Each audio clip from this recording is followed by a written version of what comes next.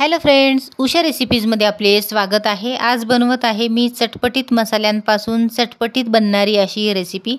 ही recipe तुम्ही 15 ते 20 दिवसांसाठी स्टोर करून आरामात खाऊ शकता। चला तर मग रेसिपीला सुरुवात करूया। इथे 1 वाटी चिंच मी रात्री पाण्यामध्ये भिजवलेली होती आणि रात्रभर भिजलेली जी चिंच आहे ती सकाळी आपल्याला मिक्सरमध्ये काढून घ्यायची आहे। त्यातले चिंचुकडे आवर्जून काढायचे आहेत। एखादा जरी चिंचुकडा राहिला तर आपलं मिक्सरचं भांडं खराब होऊ शकतं। चिंचेचा कोळ काढल्याच्या नंतर तो गाळून घ्यायचा आहे।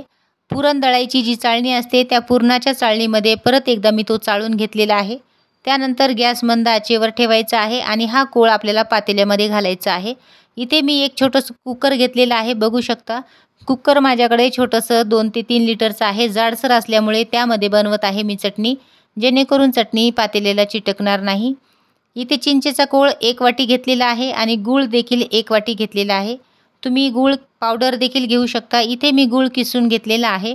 तुम्ही तुमच्या आवडीनुसार जास्त आंबट किंवा जास्त गोड देखील करू शकता। इथे बघू शकता गूळ वितळलेला आहे। मस्तपैकी आपल्या चटणीचा रंग दिसत आहे आणि गूळ देखील वितळलेला आहे। त्यानंतर ॲड करायचे आहेत मसाले। पाव चमचा घालायचा आहे यामध्ये लाल तिखट, पाव चमचा भाजलेल्या जिऱ्याचं पावडर घालायचं आहे।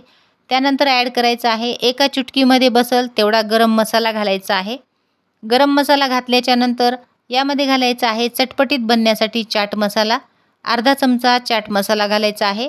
त्यानंतर पाव चमचा मीठ घालायचं आहे। इथे मी काळ्या मिठाचा वापर केलेला आहे, तुम्ही बघू शकता।